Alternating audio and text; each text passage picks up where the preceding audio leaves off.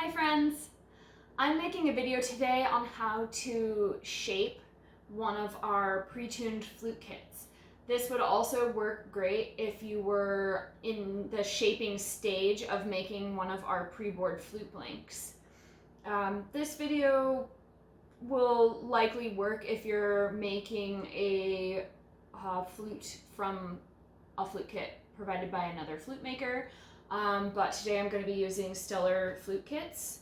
I am planning to release a long video that shows the entire process and also release short segments so that you can skip ahead to the part that you're the most interested in. So before we get started, it's a good idea to gather all the supplies that you'll need. There's not all that many that you need for this particular process. I recommend having a nice old towel, an old yoga mat would also work great. Something to protect your work surface and also to catch all the wood shavings that you're going to make. The towel will also help protect your cedar flute kit from being dented by whatever your work surface is, especially if you're working in a shop or something like that and you have kind of an uneven work surface. So you need a towel, you need your kit, just one for this video. I'm going to set the blocks and the leather aside for now, and I am going to be using a small hand plane for this shaping tutorial. You can find these at your local hardware store. You can find them at Home Depot or Lowe's, or buy one on Amazon. They're called, they're often called micro planes or pocket planes, and they're super useful. I really prefer using a small plane to a larger woodworking plane because I just find them to be a more manageable size, and it's a little bit easier when you're trying to do detail work to have a small plane so you can actually see more of the flute that you're working on. So those are all the supplies you need. Go ahead and get your work surface all set up with your towel, and if you're able to work outside, that's really great too. This is going to make a lot of shavings, so just consider that you're going to need to sweep or vacuum up when you're finished.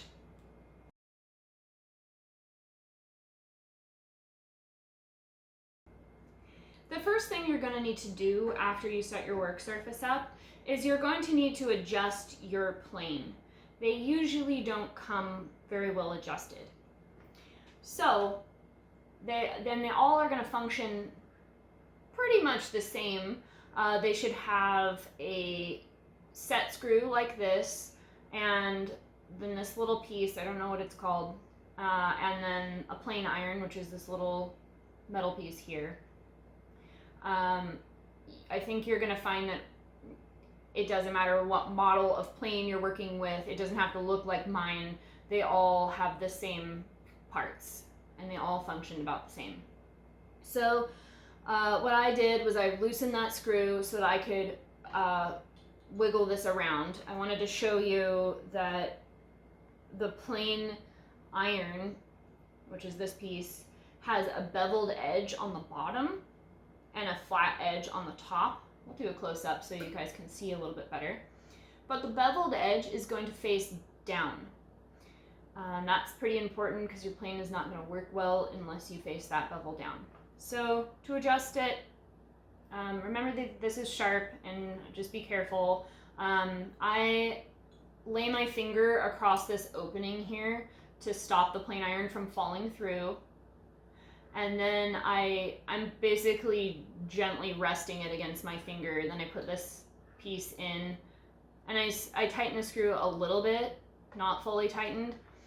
I'm gonna feel this. It's a little easier to feel it rather than see it. So I'm going to feel along there. I'm not sliding my finger across it. I'm just pushing my finger here and there to feel that it's square, and that the plain iron is sticking out just a tiny little bit from the bottom. And you can adjust it, set screw. You can either just finger tighten it, or you can use a screwdriver. And then you can test it to see if it's cutting the right amount by gently rubbing it across your one of the corners of your flute, and it should pull out a nice shaving like that. That's set about the right depth. You will find that when you're carving your flute kit, you'll have to reset the plane a couple times depending on the quality. They tend to loosen and the blade will slip back, so you'll be carving and it'll stop working. Also, they clog up with wood shavings, so when they clog up, you have to actually pull the plane iron all the way out, pull the shavings out, and then put it back in, and that's just going to happen a number of times during this process, so it's really good to learn how to set that up.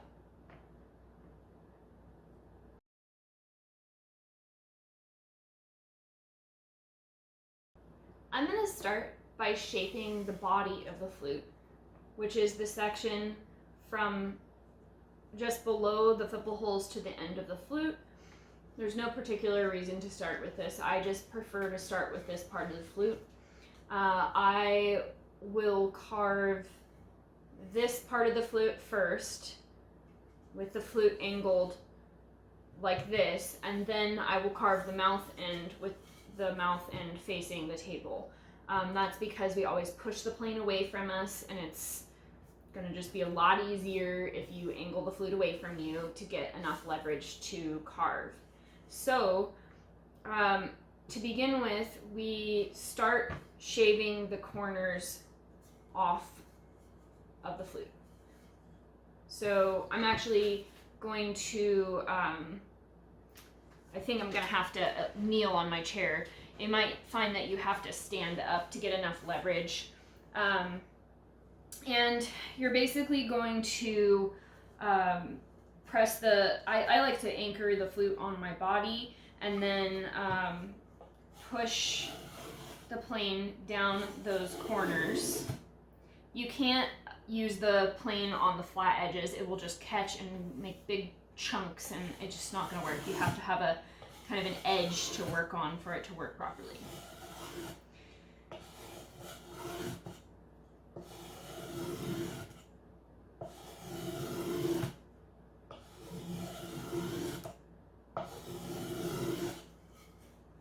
You can keep rotating your flute as you go.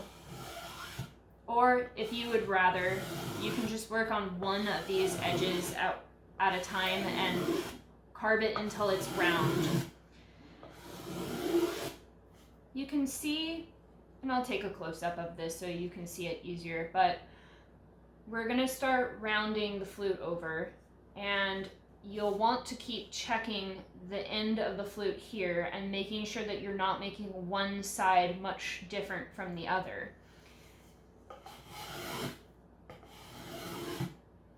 Unless you want to, and that's your creative control.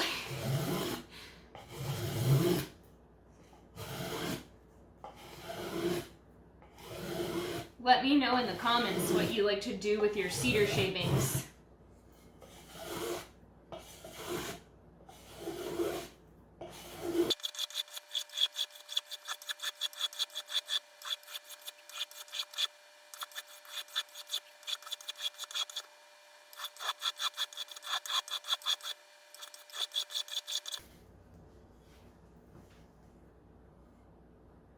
You can see as I'm shaping that I'm starting to get kind of close to the fingering holes. You don't actually need to go over the fingering holes with the plane, and you shouldn't do that because it'll actually change the tuning. What you're going to do is you're going to come pretty close to the edge of those fingering holes, but stop just short of going over them with the plane. This part of the flute gets rounded with sandpaper, and that won't change the wall thickness enough to change the tuning.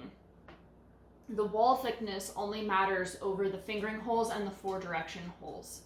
And you should be careful to not make the wall thickness too thin, or you'll make your flute rather delicate, or you actually might carve all the way through your flute. So keep checking the end of your flute.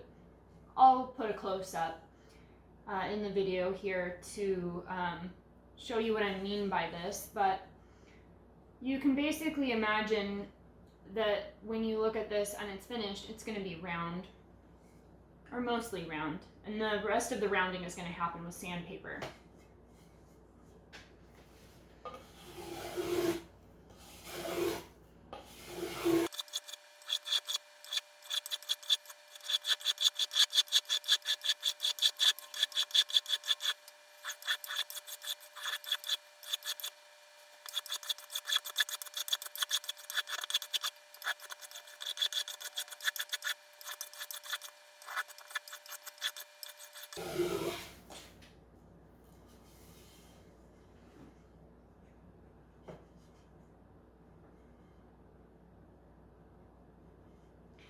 Now the body of the flute is as round as I want it right now.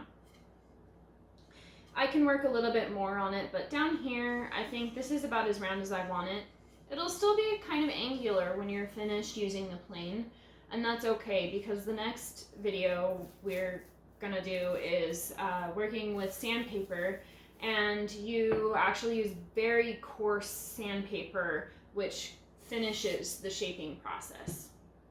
So next, let's work on the mouth end of the flute.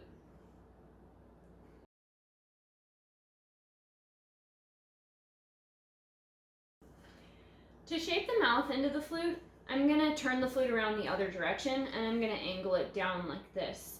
We're going to take short passes with the plane and we're going to start about here and work the plane off the end of the flute. This area is going to remain square for right now.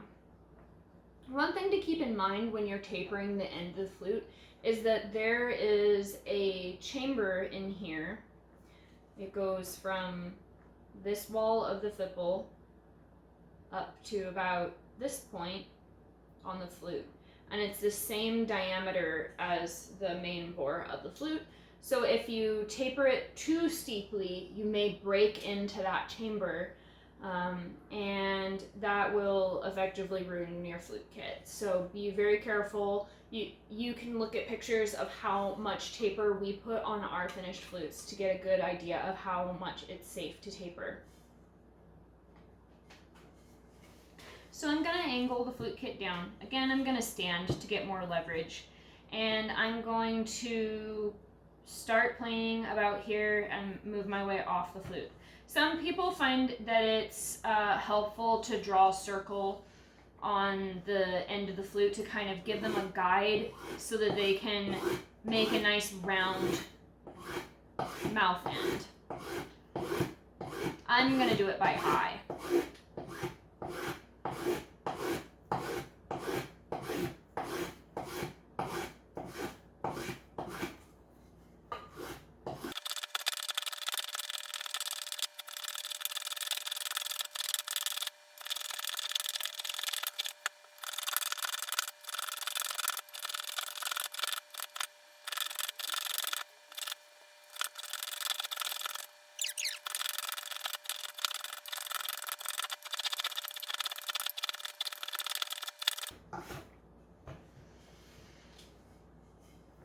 Once your flute is tapered an amount that you like, you can stop carving it. We're going to finish tapering it and round over this end so that it's not flat with sandpaper, as it's a lot easier to do it with sandpaper than it is to try to do it with this. But you could see, and I'll do a close-up video of this, you could see how I was taking small passes just at the end and rotating the flute as I carve.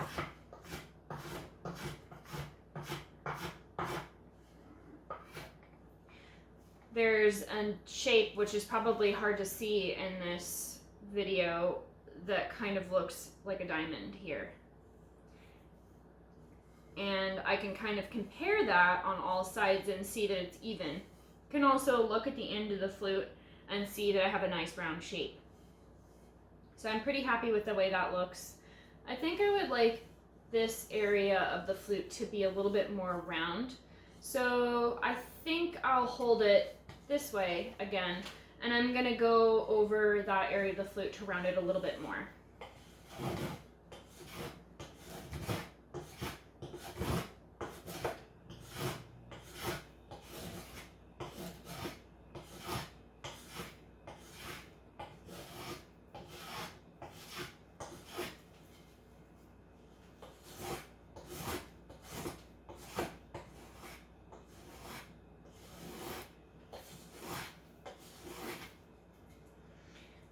you start rounding these areas here, you want to make sure that you keep an area here on the deck flat enough for the block to make good contact.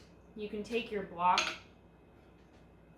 and you can even trace it on there, just to make sure that you don't round the deck over so much that your block doesn't sit flat anymore.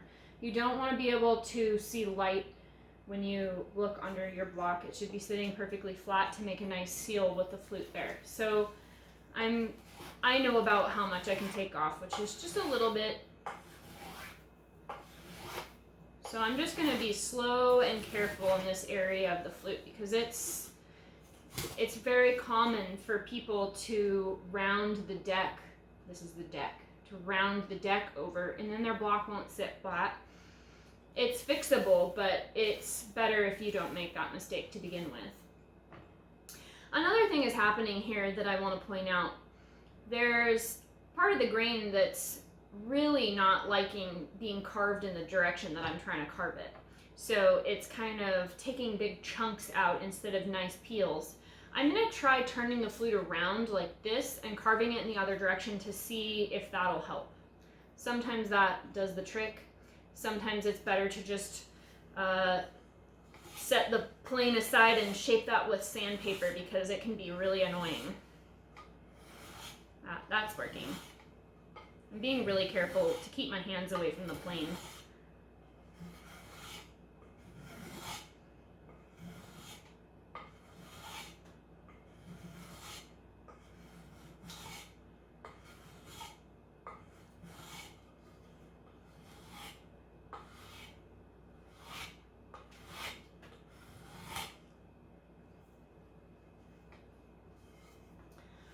So I'm finished shaping now, and the next part of the process is going to be sanding with 60 grit sandpaper. The 60 grit sandpaper is very coarse, and it'll finish the shaping process. So when you're finished with the plane, your flute's going to still feel angular. It's not perfectly round, but it's quite easy to sand it smooth with that coarse grit of sandpaper. So stay tuned for the next part of the process, where I show you how to use sandpaper to finish shaping your flute and how to finish sanding your flute.